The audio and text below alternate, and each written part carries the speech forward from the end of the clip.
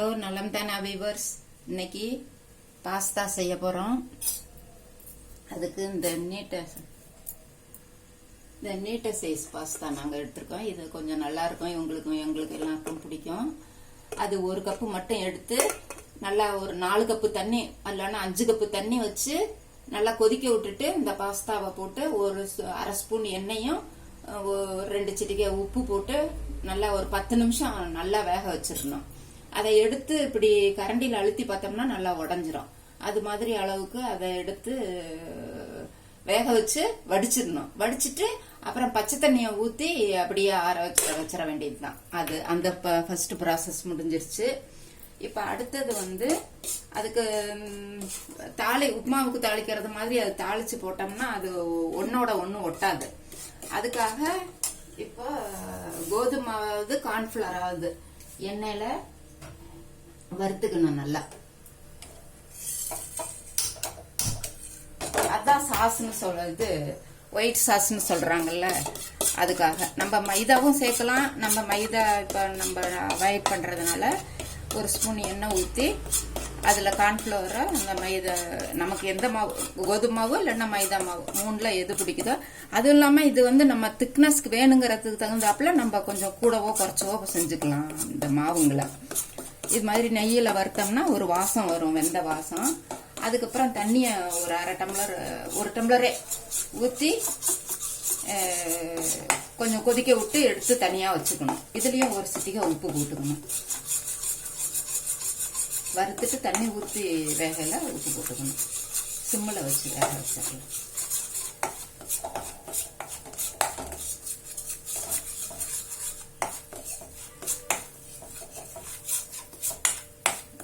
கொஞ்சம் கொஞ்சமா வாசம் வருது. சின்னத்தில் வச்சு அதான் கலரும் வேற சேஞ்ச் ஆயிடும். இது நான் கோதுமை மாவு, இது பியூர் கோதுமை மாவு போட்டது கொஞ்சம் கலரா இருக்கும். நீங்க கார்ன்ஃபிளவர் மைதா போட்டீங்கன்னா நல்லா ஒயிட்டாவே இருக்கும். இந்த வாசம் கோதுமை மாவு வாசம் வர ஆரம்பிச்சிருச்சு.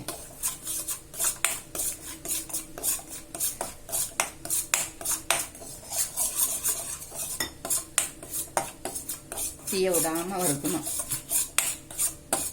வெந்துருச்சு, எண்ணெயில சீக்கிரம் வந்துடும். இப்போ இதுல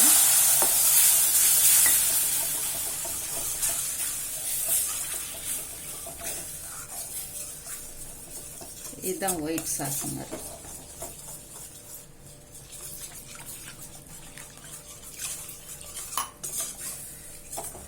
திரும்பவும் வேக விட்டோம்னா இது நல்லா கொஞ்சம் கெட்டியாயிடும். அல்வா பாத்திரத்துக்கு இதில் ஒரு சிட்டிகை உப்பு போட்டுக்கலாம்.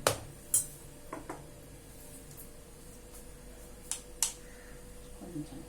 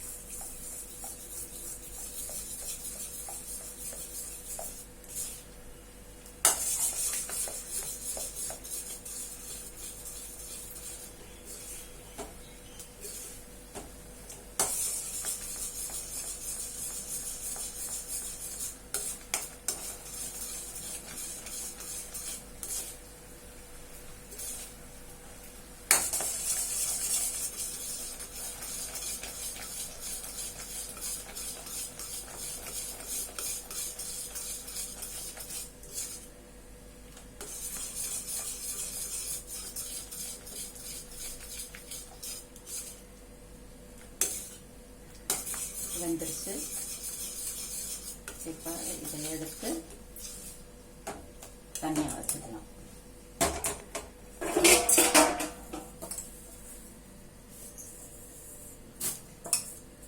வேற ஒரு எண்ணெய் சட்டியாக எடுத்தாச்சு. இதில் கொஞ்சம் வெண்ணெய் போட்டுக்கலாம்.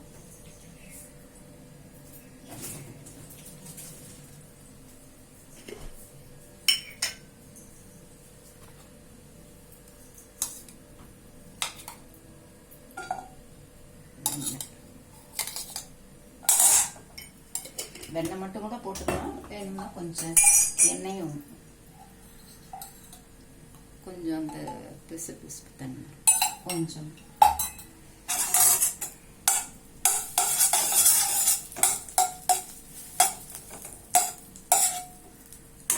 இதில் பூண்டு ஃபஸ்ட்டு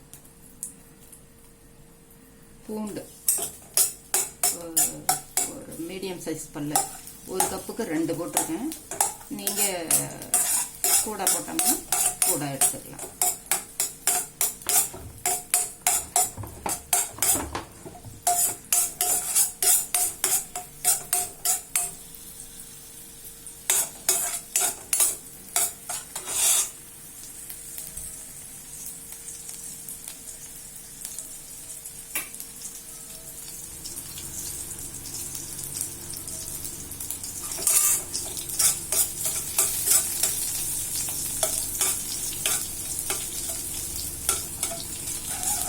பூண்டு கொஞ்சம் பாதி வெந்ததுக்கப்புறம் வெங்காயம்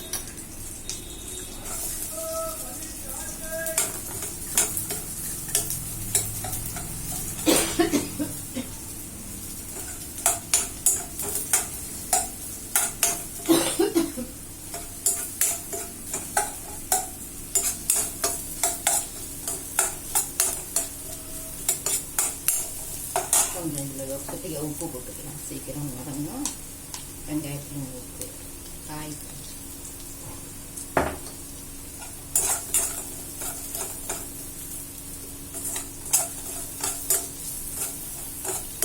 பாதி வதங்கிருச்சு. இதில் நமக்கு வேணுங்கிற காய்ங்க நானும் கோஸு கொஞ்சம், கேரட் கொஞ்சம், இது காலிஃப்ளவர் ஒரு பீஸ் சின்ன பீஸ் போட்டிருக்கேன். இதில் பட்டாணியும் போட்டுக்கலாம்.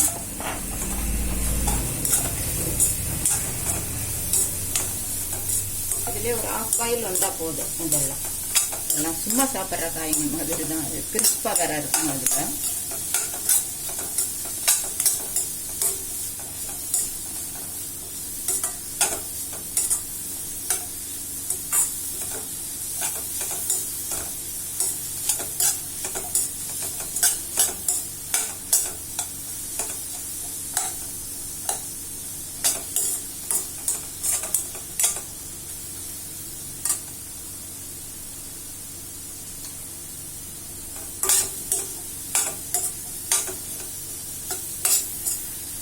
முக்கால்வாசி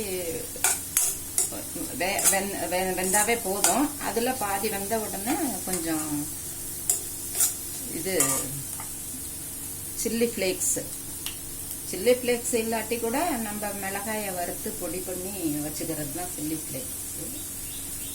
அது போட்டுக்கலாம். அப்புறம் அந்த ஆரிகானோன்னு சொல்லி கிரீன்ஸ், இது மிக்ஸ்டு ஹெர்பல், இதெல்லாம் கொஞ்சம் போட்டால் வாசமாகவும் இருக்கும், நம்ம ஹெல்த்துக்கும் நல்லது. இந்த ஆரிகானோங்கிறது இதுதானா, இந்த ஓமவள்ளி இலைன்னு நம்ம சொல்லுவோம் இல்லையா, இப்போதான் எல்லாம் சும்மா அந்த செடியை வச்சோம்னாவே டக்குன்னு வளர்ந்துடும். அந்த இலையை பறித்து காய வச்சு தூள் பண்ணி வச்சுக்கிறது தான் ஆரிகானோங்கிறது. மிக்ஸ்டு ஹெர்பல்ங்கிறது மற்ற பல இலைங்க கலந்துருக்கும். இதெல்லாம் போட்டால் கொஞ்சம் வாசமாக அந்த ரிச்னஸ் கொடுக்கும்.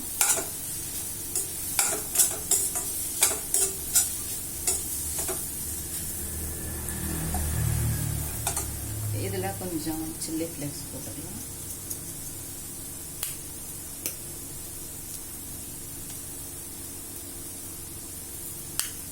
காரம் வேணுங்கிறவங்க நிறையா போட்டுக்கலாம். மிளகுத்தூள் போடணும், அது கடைசியாக போட்டுக்கலாம். அப்புறமேல இது வெந்துடும். மிளகுத்தூள்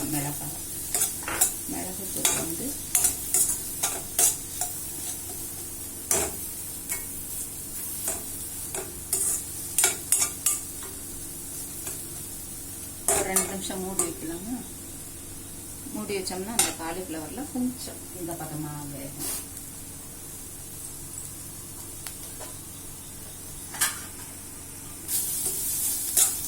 போதும். இதில் மிளகு நம்ம வேணுங்கிற காரத்துக்கு தகுந்தாப்புல போட்டுக்கலாம்.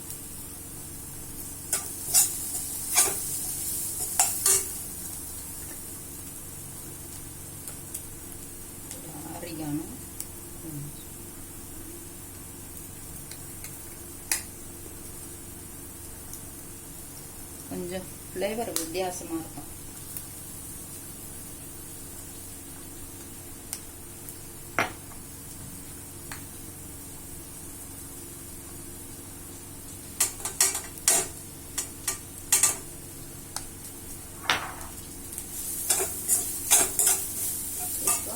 இதில்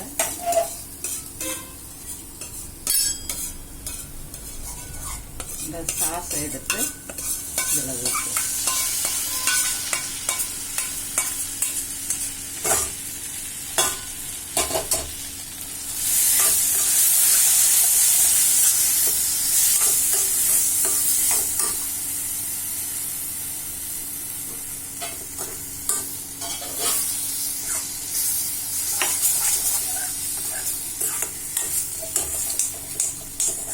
அதை எடுத்து விட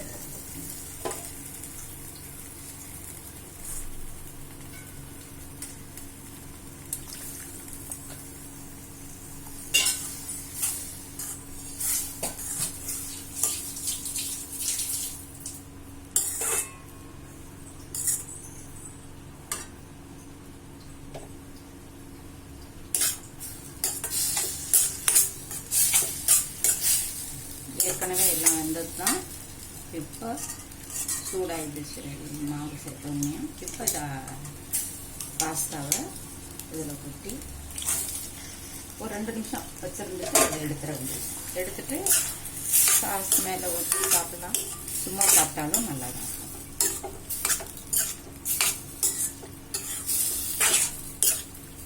அது பிள்ளைங்களுக்குலாம் ரொம்ப பிடிக்கும் இந்த பாஸ்தாங்கிறது. நூடுல்ஸ் டைப் தான் இதுவும். அதனால் இது மாதிரி வீட்லேயே கூட சிம்பிளாக செஞ்சு கொடுத்துக்கலாம். காய்கறிலாம் போடாமல் வெறும் வெங்காயம் மட்டும் கூட போட்டு செய்கிறா இருந்தால் செய்யலாம்.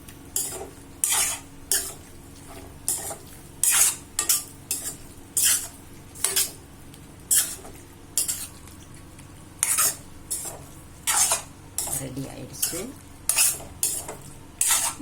மற்ற எல்லாம் சின்ன பாஸ்தா, இந்த கர்வ் பாஸ்தா, இது மாதிரி இல்லை பெட் பாஸ்தா, இதெல்லாம் கூட இதே டைப்லேயே செஞ்சுக்கலாம். அவங்களுக்கு டிசைன் எந்த டிசைன் பிடிக்குதோ அதை வாங்கி செஞ்சு என்ஜாய் பண்ணலாம். பிள்ளைங்களுக்கு வித்தியாசமாக செஞ்சு கொடுக்கலாம். நீங்களும் இது மாதிரி வீட்லேயே செஞ்சு பார்த்துட்டு ஃபீட்பேக் சொல்லுங்கள். நலம் தானா சேனலுக்கு சப்ஸ்கிரைப் பண்ணுங்கள். பெல் பட்டனை ப்ரெஸ் பண்ணுங்கள். வேறு ஒரு வீடியோவில் பார்க்கலாம். தேங்க்யூ.